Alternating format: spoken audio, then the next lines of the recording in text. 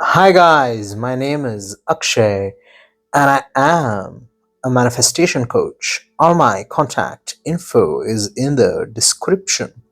Today I'm going to talk to you about how to use the law of assumption to manifest your specific person fast.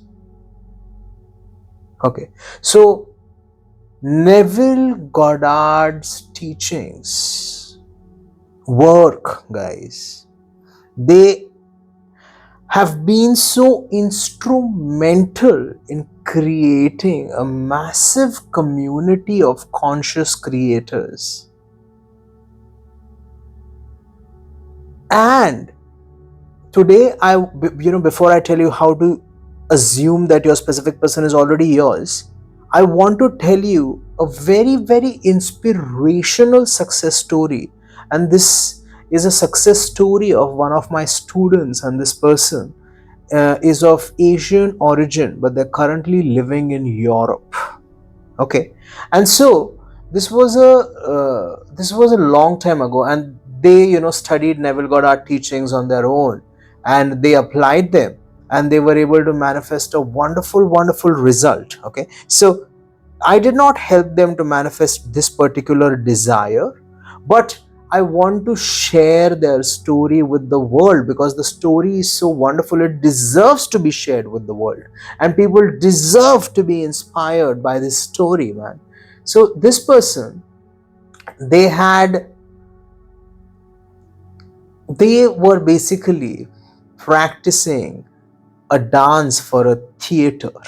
Okay, and so there were a group of people and they were practicing the dance. And what happened was, as they were dancing, a really, really huge man, like a big bulky man, burly man, tall and burly, broad, he happened to step on this girl's, the girl is the protagonist of the story, he happened to step on her foot. Okay, and she felt a sharp pain. And then she went to the doctor, and the doctor told her that there had been a slight dislocation. So the toe had been dislocated, and it was now farther apart from the rest of the skeleton of the foot. Okay, so it's almost as if it had been slightly detached. And so eventually it healed. Okay, I mean, she took some treatment and medicine, and eventually it healed. However, as it healed, as the bones fused together, right, there was a sort of bony mass that had formed at the point where they had fused back together. So imagine this is the foot, okay, and this is the toe. The toe got dislocated, and as it joined back together and healed, at this place there was like a bony mass, like like a sort of an arthritis, and it was obviously very painful for her. And doctors, they gave her various opinions. They told her she'd need surgery, and she was in no mood to have surgery, man. Okay, and so, and it was really painful to walk. Imagine, trying to, like, a simple activity like walking, and it was so uncomfortable and painful for her. And so what she decided was, she decided that she is going to manifest healing for herself. And she had studied Neville Goddard's material, and she'd known what revision was. She knew what revision was. And so she decided to revise the accident that she'd had with the man stepping on her foot. And so she went back to that scene where they were practicing the dance for the theater, right? And she relaxed and she put herself in a very lucid state, and she went back to that scene, and she imagined that there was no accident, but instead she was dancing in her line, and the man was dancing in his line, and there was no accident. The dance ended happily and smoothly, and she went back home. And she did this until she felt satisfied that this was what really had happened.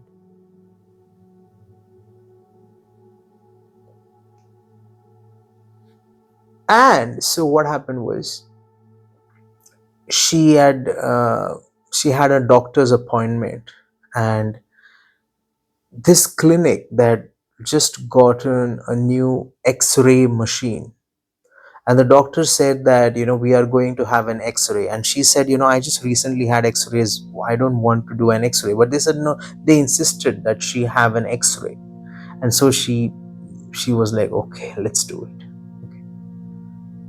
And in the x-ray, the doctor looked at it and he said that, are you sure you ever had a dislocation here? Because there's absolutely no evidence of any dislocation.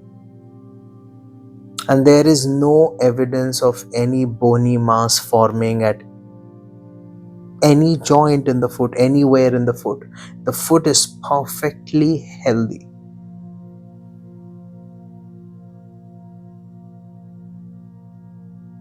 And she was so surprised, and then it healed completely and there was no discomfort or pain, and she has been living normally since that day. And so what she did was, she assumed that there was no accident, and even though the accident did really happen in the external world, and she did really have a dislocation, and it did really heal, and it did really have a bony mass forming where it healed, that was really causing her a lot of discomfort. Because she assumed that there was no accident, everything sorted itself out. Instead of accepting the circumstances, she assumed that she was perfectly healthy, that there was never any accident with the foot.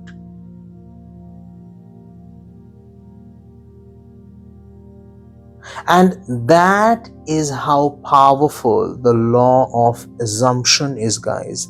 Neville Goddard's teachings are extremely powerful. I read the book The Secret, in the before 2010, I believe. And yes, it sort of did change my life a little bit. But when I came across Neville Goddard's teachings, my life changed radically in all departments. My relationships, my confidence, my finances, my lifestyle. Earlier, I lived such a fucking monotonous, boring life, and now I'm really thankful for having such a beautiful, interesting lifestyle. And it changed so much that I became a manifestation coach. So Neville Goddard's teachings are extremely powerful, and I'm going to tell you exactly what you have to do to assume that your specific person is already yours. Okay. Assume means to believe without proof. Say, for example, you want to manifest a new phone. Okay. So what you will do is, you will imagine, I just want you to imagine for 30 seconds that you have a brand new phone in your hand, and you're looking at it and playing with it, and it looks so cool, and you're taking selfies, and your friends and co-workers and relatives, they're telling you, wow, that's such a nice phone, is it new? It's good, man, or whatever, right? I just want you to hold it and be happy, and you have a nice stylish cover that is, you bought a stylish cover that is aligned with your taste and personality. And if you're a girl, maybe it's glittery with butterflies or something. I don't know what you like. If you're a boy, maybe it's got some superhero cover or something, like when you've got a cover and it's so cool and it's customized and you're holding it. I just want you to hold this feeling for 30 seconds, holding the phone in your palm and playing with it and checking out the apps. And it's so smooth, and checking out the camera. And this camera is so good, it makes you look a little better than you actually look.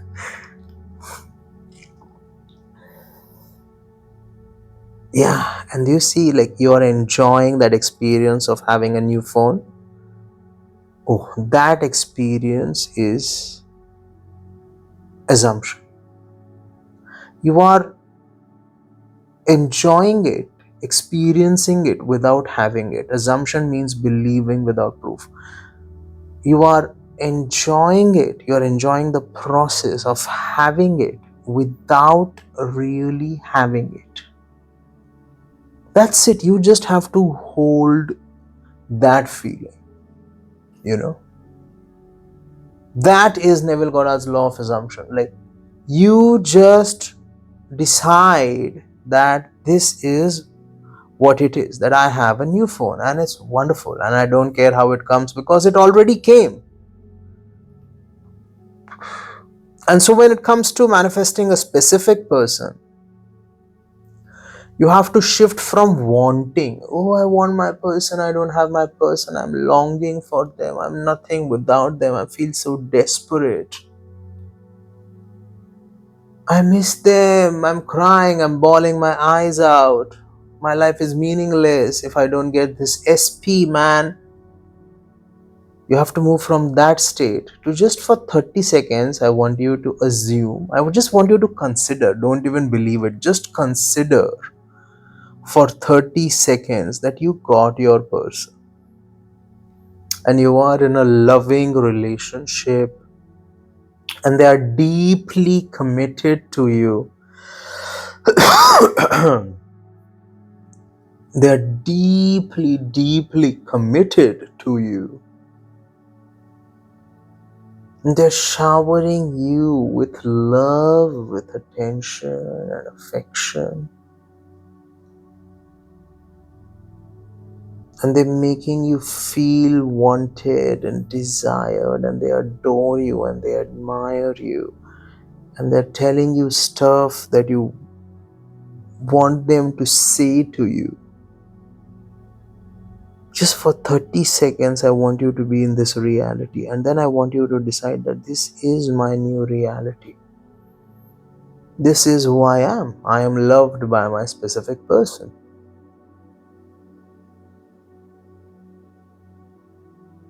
This is who I am. My specific person is madly in love with me.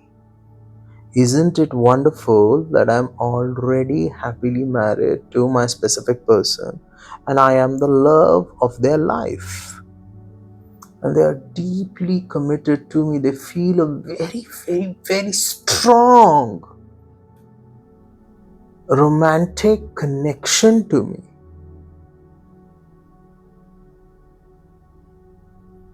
That's it. You hold that state and you practice being in that state, and circumstances, no matter how real they seem to you, they will shift.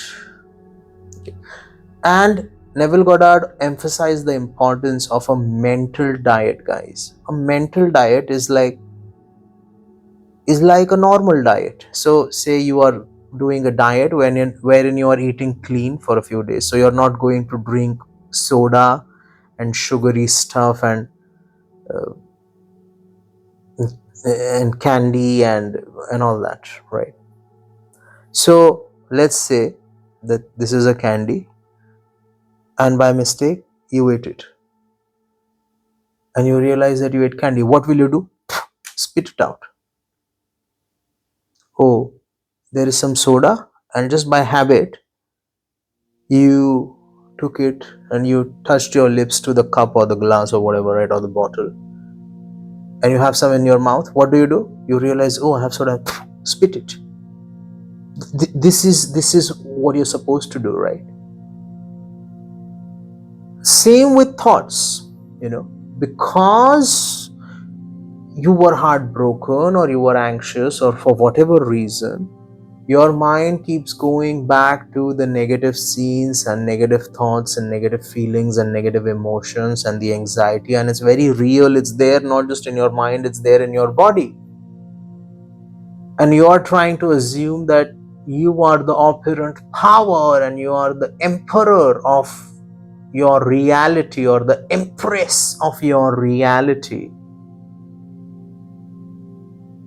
And just by habit, your mind goes back to, oh, but my SP is stubborn, and my SP, maybe he or she is a narcissist, and how can I manifest a narcissist? I read somewhere that it's impossible to manifest a narcissist. And yes, he really or she really was a narcissist, man. That time I was waiting for them in the cold and they came 20 minutes late.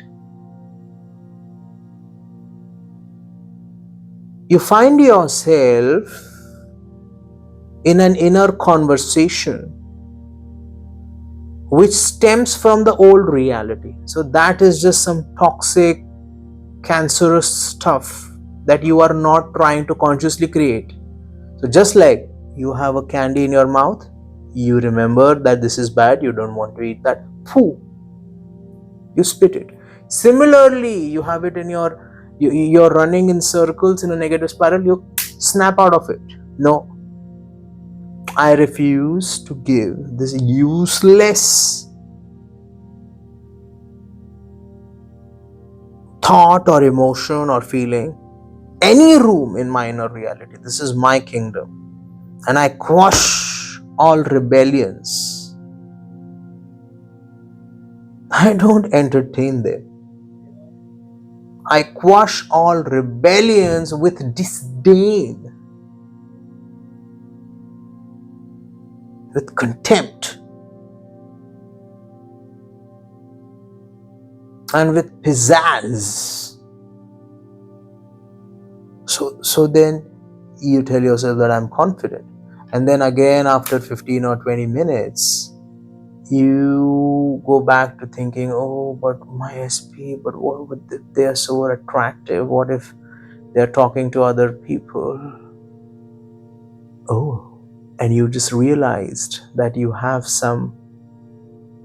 you are engaging with some nonsense thoughts and emotions again, and you tell yourself, no, this is not what I'm trying to create. So I choose to consciously disengage, and right now I choose the identity and the reality wherein I am worshipped and prioritized by my specific person. And you practice this, and initially it will feel hard, but if you take the time to relax and visualize or do affirmations in a hypnagogic state or a state which is very lucid, almost like you're on the verge of sleep, the message goes straight to the subconscious mind, and then the entire ecosystem is transformed and you don't get as many negative thoughts, so you don't have to keep fighting. But even if you have to keep fighting, I want you to keep fighting, because eventually the negative thoughts, emotions, feelings, anxiety, fears, insecurity, obsession, it will realize that this person is unshakable, man. They just don't give up. They snap out of it every time and they tell themselves that this is not what I'm creating, and we are left unemployed. And your mind will understand that it cannot play games with you. The old thoughts, the old reality will wither away in your consciousness, and it will wither away in the external world as well, and a new reality will bloom, the one that you're practicing.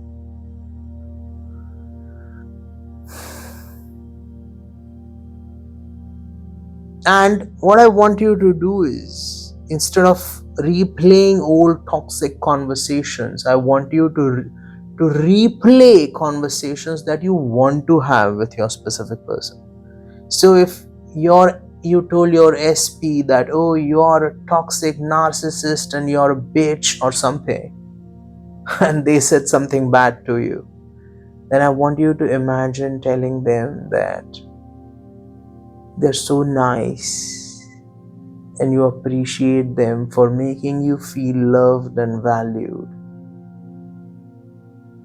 And I want you to imagine them telling you that, no, no, no, no, you are nicer and you are the love of my life.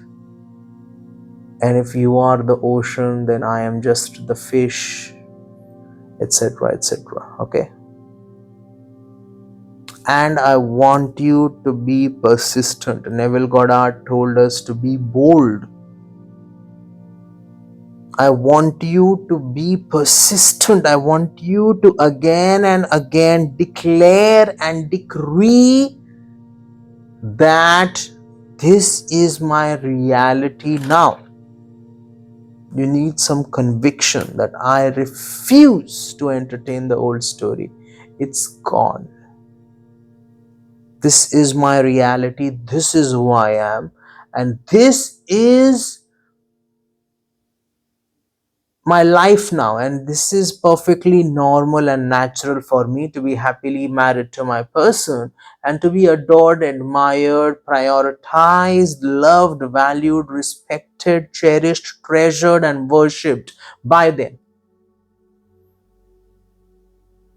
If you really sit with yourself and you tell your subconscious mind that this is what it is, oh, it will accept it. I can guarantee you. Because the subconscious mind, if you can really access it by telling the conscious mind to stop barking for a little while, the subconscious mind is very receptive. It is in fact so receptive that when you go to watch a sad movie, you know that the actors, they're crying crocodile's tears, their tears are fake, but your subconscious mind is like, oh, and you start crying real tears for a movie. Okay, that is how receptive and gullible the subconscious mind can be. If you really tell your subconscious mind that I have forgotten my name, it will forget it temporarily. I have seen this experiment performed on stage many years ago. Okay, so I hope that you understood the message that I was trying to deliver, that you have downloaded it into your mind and into your heart. And I hope that you resonated with today's message and derived value from it. And I hope you like the video, guys. And if you like the video, please hit like, share, subscribe, comment, hit the notification bell, unleash the power within you. And remember that if I said it, I already did it. Thank you.